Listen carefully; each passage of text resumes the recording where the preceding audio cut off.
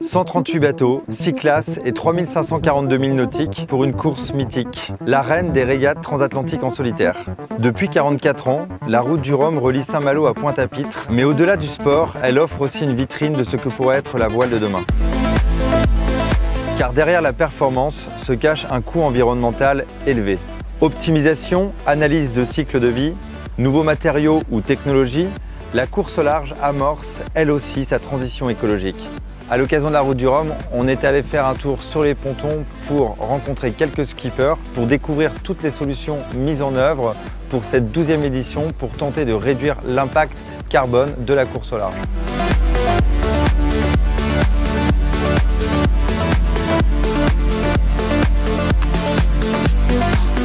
Ces navires derrière moi, c'est de la très haute technologie. Ici, les équipes sont toujours en recherche de plus de vitesse et plus de performance pour gagner et rien n'est laissé au hasard. Alors il y a d'abord la phase de conception, de construction. En général, ça dure à peu près 1 an et c'est de loin la période où il y a le plus d'impact environnemental dans tout le cycle de vie du bateau. Dans le viseur, les chaînes d'approvisionnement, les moules, les matériaux composites, souvent très énergivores à produire et très peu recyclables.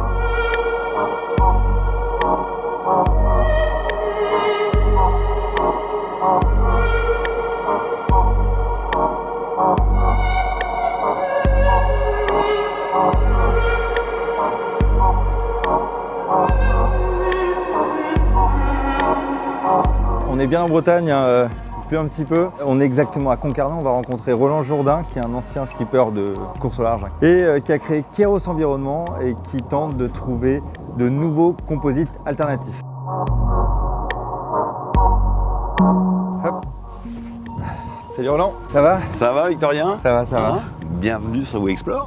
Il est prêt ton nouveau labo? Mais il sera prêt au jour du départ. T'as fait combien d'années de course au large et à quel moment tu t'es dit qu'il fallait faire peut-être quelque chose quoi? J'atteins ma 4e décennie à minima. Ça fait une quinzaine d'années que j'ai commencé à me poser des questions sérieuses sur l'impact de ma propre activité, en fait, des choses que j'avais pas du tout compris et intégrées, quoi. Kéros est né en 2007, donc c'était d'abord pour gérer mes propres projets sportifs et un objectif de travailler autour de l'environnement, mais qui était flou au démarrage.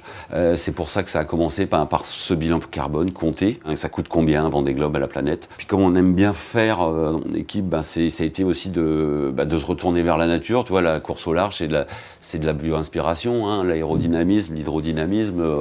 On bave tous devant la perfection du profil du cétacé ou de l'aile de l'albatros ou du fou de bassan. Et moi, ça a été me retourner vers la nature, en fait, et ces fibres-là.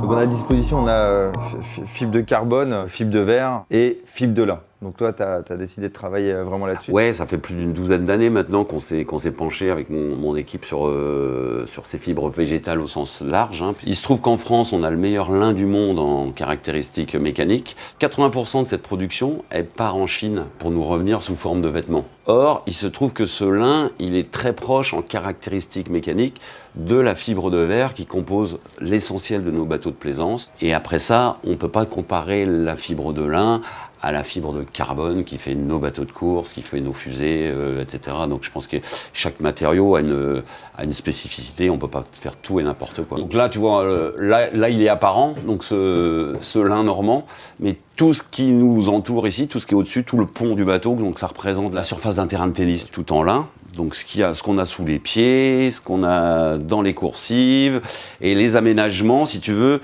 C'est vraiment un bateau laboratoire, donc tu as différents types de résine, elle est plus ou moins biosourcée, jusqu'à atteindre le 100%, tu vois, ça c'est les produits qu'on développe nous. Et donc ça, tu le recycles à 100%? Ça tu le recycles et tu le compostes aussi.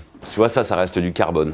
Et il y a une cloison dessous qui est du carbone, parce qu'il y a le mât qui pose là-dessus, il y a des efforts très très conséquent. De toute manière, le bateau idéal n'existe pas, mais suivant son utilisation, il est bon de l'avoir conçu et construit dans le sens de son utilisation. Et c'est bien qu'aujourd'hui on réfléchisse plus loin que le bout de notre nez et qu'on pense à la fin en réutilisation, en recyclage, en compostage.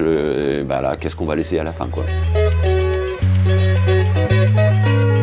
La Bretagne, c'est très clairement le berceau de la voile en France et même dans le monde. On y trouve beaucoup de chantiers navals et la majeure partie des équipes y ont établi leur base technique. Salut François, ça va? Pourquoi tu as créé Merconcept? Faire de la course au large, tout simplement, enfin pour être capable de porter les rêves que j'avais de course au large, de Vendée Globe, de Tour du Monde.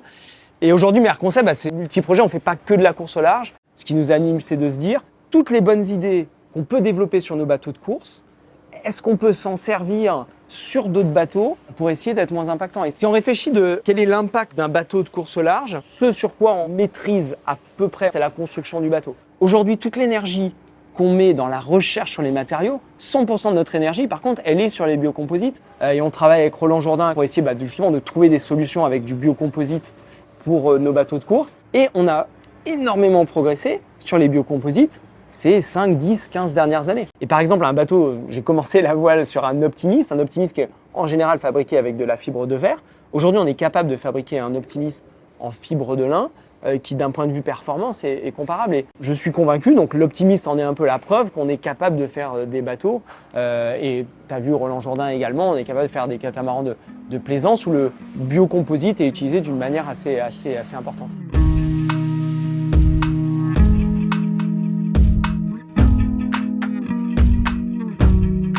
Aujourd'hui, la fibre de carbone et la fibre de verre restent les composants majeurs des bateaux de course. Heureusement, bien souvent, ces bateaux connaissent plusieurs vies et plusieurs coureurs. Notre bateau Energy Observer a déjà 40 ans et vécu plusieurs tours du monde avant de devenir notre navire laboratoire. C'est le cas aussi de l'IMOCA de Benjamin Dutreux qui vit sa deuxième vie. Salut, ça va? Ça roule et toi? Ouais, ça va. C'est quoi ta vision de l'utilisation de ton navire, de ton projet, etc. Nous, c'est vrai qu'on a un bateau qui a été construit en 2015 par Alex Thompson, qui est un bateau qui a un super palmarès. Ces bateaux, ils sont utilisables à vie, en fait. Le jour où ils arrêteront de faire des courses, ils feront probablement de la croisière. On arrivera toujours à les réutiliser, quoi. Et en fait, ça peut correspondre à la main de chacun, surtout à chacun qui veut se lancer. C'est racheter un bateau qui coûte un peu moins cher, le rééquiper pour lui, à sa manière, avec son budget, avec ce qu'il a comme moyen, tout simplement. Il y a peu d'impact une fois que le bateau est construit, mais la construction du bateau, les consommables comme les voiles, etc., ça a un impact qui est assez fort. Et aujourd'hui, on n'a pas les vraies solutions pour retraiter ces matériaux-là, donc là, on a encore beaucoup de boulot. C'est la vraie logique de notre partenaire commun, GUE Environnement, c'est... ils se sont rendus compte qu'en fait, il y a de plus en plus de déchets, il y en a énormément, donc en fait, ils ont vraiment envie d'agir à la source. Dans leur travail en essayant de sensibiliser les gens à consommer moins tout simplement parce que finalement c'est avant tout ça la clé. Avant de trier, avant de recycler, il faut avant tout consommer moins. Et nous c'est vraiment ce qu'on a essayé de chercher à faire quand on a récupéré le bateau, essayer d'enlever tous les instruments qui sont inutiles pour essayer de, avant de la consommer, l'énergie, d'en consommer justement le moins possible. Face aux enjeux et la nécessité de rendre la course au large plus durable, il y a les skippers, les équipes et les architectes navals. Mais il y a aussi les classes qui ont un rôle extrêmement important à jouer pour encadrer la transition et en encourageant les efforts. La classe IMOCA est la première à avoir introduit des règles de durabilité sur ses bateaux. Ça a commencé en 2021 où on a décidé de voter des règles par rapport à une analyse de cycle de vie obligatoire pour une nouvelle construction.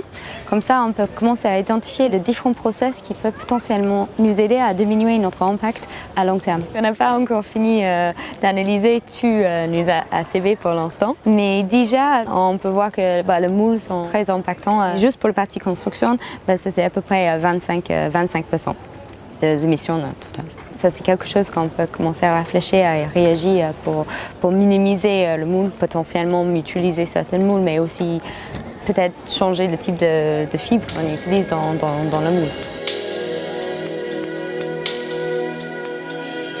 En parallèle de ça, on a une règle qui incite les équipes de tester de nouveaux matériaux sur les pièces démontables où les équipes ils peuvent faire un maximum de 100 kg de pièces en matériaux alternatifs qui sera décompté du poids du bateau. Pour aller un peu plus loin dans nos règles aujourd'hui, on essaie de mettre en place une règle pour une voile verte et on est en pleine définition de ce terme voile verte.